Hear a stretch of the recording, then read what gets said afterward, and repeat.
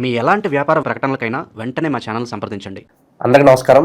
ఈరోజు మన స్టూడియోలో ప్రముఖ ఆధ్యాత్మికవేత్త, వేదిక్ ఆస్ట్రాలజర్ గోనుగొంట్ల సురేష్ బాబు గారు ఉన్నారు. సో గురుగారితో మాట్లాడేద్దాం. నమస్కారం గురుగారు. మణికంఠ గారు నమస్కారం అండి. గురుగారు, సెప్టెంబర్ మాసం కన్యారాశి వారి పరిస్థితి ఏ విధంగా ఉండబోతుంది? సో ఓవరాల్గా ఈ నెల ఎలాంటి పరిస్థితులు ఎదురయ్యే అవకాశాలు కనిపిస్తున్నాయి? ఎలాంటి జాగ్రత్తలు తీసుకుంటే బాగుంటుంది? సో మీరు జాగ్రత్తలు అడిగారు కాబట్టి కన్యరాశి వాళ్ళు జాగ్రత్తగా ఉండాల్సిన మంత్ అని మనం చెప్పుకోవాలండి. ఒకటి, కన్యరాశి వాళ్ళకి గ్రహణం యొక్క ఇంపాక్ట్ వీళ్ళ మీద ఉందండి. రెండోది, గ్రహాలు ఏవైతే మారుతూ ఉన్నాయో సెప్టెంబర్ మంత్లో 4 గ్రహాలు మారుతున్నాయి. ఏ గ్రహం కూడా వీళ్ళకి అనుకూలంగా లేదు. కొంచెం జాగ్రత్తగా ఉండాలి. జాబులు పోయే అవకాశం ఎక్కువగా ఉంటుంది ఈ రాశి వాళ్ళకి. తర్వాత అనుకున్న పనులు కాకుండా ఇబ్బంది పడే అవకాశం ఎక్కువగా ఉంది. ఇది ఓవరాల్గా సమరీ చూసుకుంటే. అయితే ఇది మనకు గోచారం కాబట్టి 1 మంత్ 2 మంత్ టఫ్గా ఉంటుంది. ఆ తర్వాత నార్మల్గా ఉండే అవకాశం ఎక్కువగా ఉంటుంది. ఎందుకంటే గ్రహాలు ఎప్పుడు మారుతూ ఉంటాయి కాబట్టి. మనం చెప్పుకునేది రాశి ఫలాలు, అది కూడా గోచరం అంటే ప్రజెంట్ యొక్క ప్లానెట్స్ని బట్టి. మనం వీళ్ళు ఇండివిజువల్గా జన్మ జాతకం చూపించుకుంటే చాలా చాలా మంచిది. అందులో మనకి ఇంకా ఏమైనా డౌట్స్ ఉన్నా, ఏదైనా ఉన్నా కానీ, ఎక్కడైనా స్టాగ్నేషన్ ఉన్నా, ప్రాబ్లం ఉన్నా మన వాళ్ళకి క్లారిటీ ఇవ్వచ్చు. మనం ఇందులో నక్షత్రం చూసుకుంటే కన్యరాశి వాళ్ళకి ఉత్తర 2, 3, 4 పాదాలు, హస్త 1, 2, 3, 4 పాదాలు, చిత్త 1, 2 పాదాలు అంతా మనకి కన్యరాశిలో ఉంటారు. పేరు బలం కనుక మనం చూసుకుంటే వీళ్ళకి టో, పా, పీ, పు, షం, నా, టా, పే, పో లెటర్స్ అంతా మనకి కన్యరాశిలో ఉంటారు. గ్రహాల యొక్క స్థితి కనుక మనం చూస్తే వీళ్ళకి శుక్రుడు 15వ తారీఖున సింహరాశిలో మారుతూ ఉన్నారండి. తర్వాత కన్యరాశిలోకి సూర్యుడు, బుధుడు ఇద్దరు 17వ తారీఖు నుంచి మారుతూ ఉన్నారు. తర్వాత కుజుడు వచ్చేటప్పటికి వీళ్ళకి 13వ తారీఖునే మారుతూ ఉన్నారండి తులారాశిలోకి. ఈ యొక్క గ్రహస్థితిని బట్టి చూస్తే మనం 13, 15, 17 తారీఖుల్లో గ్రహాలు మారుతూ ఉన్నాయి అనమాట. ఈ యొక్క గ్రహాలు కొన్ని అనుకూల పరిస్థితులని, కొన్ని ప్రతికూల పరిస్థితులను తీసుకొని వస్తూ ఉన్నాయి. అవి ఏంటో మనం చూద్దాం. ఫస్ట్ మనం చూసుకుంటే లఘు గోచారం, సూక్ష్మ గోచారం అన్న కాన్సెప్ట్లో మన మహర్షులు ఒక సమరీ లాగా, ఒక డాష్ బోర్డ్ లాగా ముందుగానే సింపుల్ వర్డ్స్లో అన్నీ చెప్పేయచ్చు. గ్రహాలు మారక ముందుకి ఎలా ఉంటుందంటే, ఎక్కడైతే ధనం కోల్పోవాలనుకుంటున్నారో ఆ ధనం కోల్పోకుండా ఆగిపోయే అవకాశం ఎక్కువగా ఉంది. ఇది ఎప్పుడు మనం కనుక చూసుకుంటే ఫస్ట్ 15 days. తర్వాత అవమానాలు ఎక్కడైతే జరగాలి అని అనుకుంటున్నారో అవమానం జరగకుండా ఆగిపోయే అవకాశం ఎక్కువగా ఉంటుంది. ధనం హాని, విపరీతంగా ధనం జరగాలి అని ఉన్న చోట హాని అయితే జరగదు. అంటే ఇలా చుట్టూ వెపన్స్ రెడీగా ఉన్నాయి, కానీ వీళ్ళ మీద ఏ గ్రహం కూడా వాళ్ళ దగ్గరకు వచ్చేసి హిట్ చేసే అంత ప్రభావం అయితే లేదు అని చెప్పుకోవాలి. అదే 15th తర్వాత, సెప్టెంబర్ 15 తర్వాత కనుక చూసుకుంటే స్థాన నాశనం అంటే పొజిషన్, వాళ్ళు ఏదైనా జాబ్ కానీ ఏదైనా ఉంటే కోల్పోయే అవకాశం ఎక్కువగా ఉంటుంది. చాలా కేర్ఫుల్గా ఉండాలి. రెండోది, స్వస్థాన నాశనం, జాబ్ కోల్పోయే అవకాశం ఎక్కువగా ఉంటుంది. దీనితో పాటు గ్రహణం కూడా ఎఫెక్ట్ వీళ్ళ మీద ఎక్కువగా ఉండటంతో వీళ్ళకి ఎనర్జీ లెవెల్స్ చాలా లోగా ఉండే అవకాశం ఎక్కువగా ఉంది. చాలా కేర్ఫుల్గా ఉండాలి. గ్రహణాన్ని చాలా సద్వినియోగం చేసుకోవాల్సిన అవసరం అయితే చాలా ఉందండి. దీనితో పాటు ధనం విపరీతంగా లాస్ అయ్యే అవకాశం ఎక్కువగా ఉంది. ధనచ్ఛేదం, ప్రాపర్టీ లాస్, వెల్త్ లాస్, తర్వాత using the bad words, confusing words, ఇవన్నీ ఎక్కువ ఉండే అవకాశం ఎక్కువ ఉంది. తర్వాత అర్ధక్షయం, అగైన్ సంపదలు కోల్పోయే అవకాశం ఎక్కువ ఉంది. దీనితో పాటు అర్ధప్రాప్తం, ఎక్కడైతే వీళ్ళకి బాగా నమ్మకంగా ఏమండి రేపు మీకు మీ జేబులో రేపు డబ్బులు పడిపోతాయండి, రేపు మీ అకౌంట్లో 100% ఖచ్చితంగా డబ్బులు పడతాయి అని చెప్పేసి ఆ తర్వాత వాళ్ళు అడ్రస్ అంటారు. ఈ టైప్ సిచ్యువేషన్ జరిగే అవకాశం ఎక్కువగా ఉంటుంది. ఇన్ సమరీ, ధనం విపరీతంగా కోల్పోయే అవకాశం ఎక్కువగా ఉంది. దీనితో పాటు వాళ్ళు ఏదైనా జాబ్లో ఉన్న, ఒక పొజిషన్లో ఉన్న, రాజకీయ నాయకులు ఏదైనా ఉంటే అది కోల్పోయే అవకాశం ఎక్కువగా ఉంది. కేర్ఫుల్గా ఉండాలి. 2, మారిన గ్రహం ఏది వీళ్ళకి అనుకూలంగా లేదు. ఇంకో దానితో పాటు గ్రహణం యొక్క ఎఫెక్ట్ వీళ్ళకి స్ట్రైట్ బాగా పడుతుంది. ఎందుకంటే గ్రహణం వీళ్ళ ప్లేస్లో నుంచి 6వ ప్లేస్లో లేకుంటే 8వ ప్లేస్లో పడుతూ ఉంటుంది. 8th హౌస్లో గ్రహణం లేదంటే 6వ ఇంట్లో గ్రహణం ఉండటంతో వీళ్ళకి అష్టకాలు అంటారు. అష్టకష్టాలు వస్తాయి అని చెప్తూ ఉంటారు. లాస్ట్ టైం సూర్యుడి గ్రహణం కూడా ఈ రాశి వాళ్ళకి కరెక్ట్గా ఆపోజిట్లో జరిగిందండి. ఈసారి వచ్చేటప్పటికి 6th హౌస్లో జరుగుతుంది అనమాట. ఇలా 8th హౌస్ కుంభరాశి నుంచి కౌంట్ చేసుకుంటే 8th హౌస్ వస్తుంది కాబట్టి అది కూడా మంచి ప్లేస్ కాదు. లాస్ట్ టైం వచ్చేటప్పటికి 7th ప్లేస్లో జరిగింది. ఏ ప్రకారంగా చూసుకున్నా గ్రహణం యొక్క ఇంపాక్ట్ వీళ్ళ మీద ఉండటంతో కొంచెం జాగ్రత్తగా ఉండాల్సిన టైం అని మనం చెప్తాను.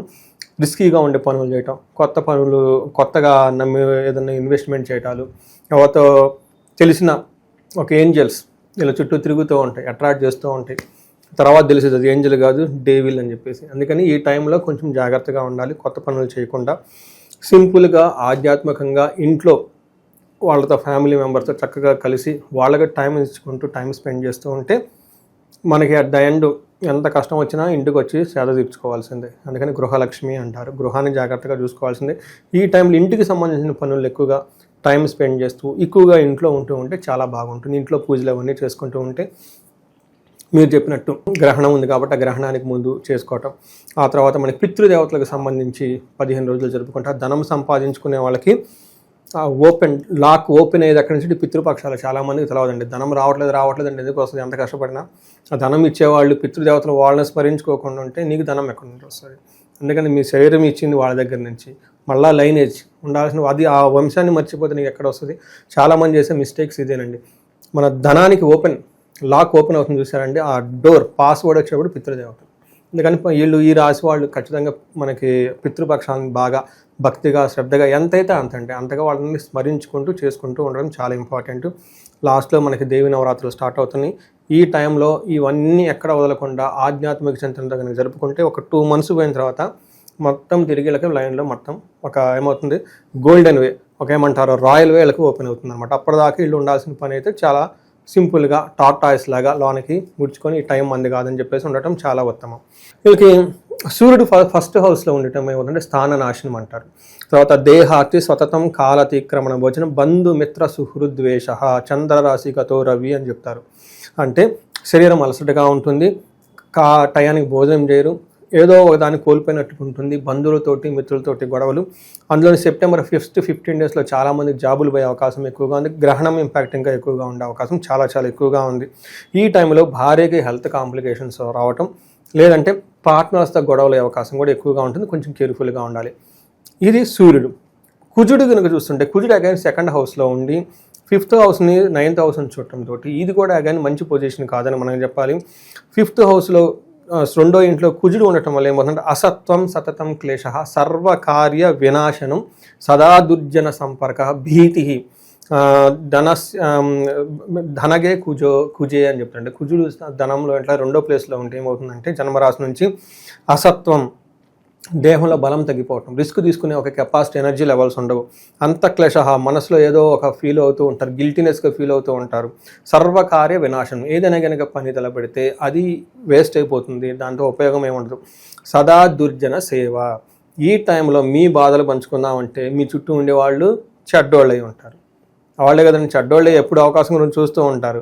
మిమ్మల్ని ఎప్పుడు కొంచెం తగ్గిపోయారని తెలిసిందనుకోండి వాళ్ళంతా వచ్చి పడతారు, ఏదో హెల్ప్ చేస్తున్నట్టు నటిస్తూ ఉంటారు, కానీ వెనక వాళ్ళు చేసే పనులు వాళ్ళు చేస్తూ ఉంటారు. ఈ టైపు సదా దుర్జన సేవ, దుర్మార్గుల సమాసం పడతారు. తర్వాత భీతి, భయపడుతూ ఉంటారు. అందుకని కుజుడు కూడా సరిగ్గా లేడు. ఈ టైంలో డబ్బు పోయే అవకాశం ఎక్కువగా ఉంటుంది, అవమానం జరిగే అవకాశం ఎక్కువగా ఉంటుంది. 12వ ఇంట్లో శుక్రుడు ఉండటంతో ఇది అగైన్ మంచిది కాదు అని మనకు శాస్త్రాలు చెప్తూ ఉంటారు.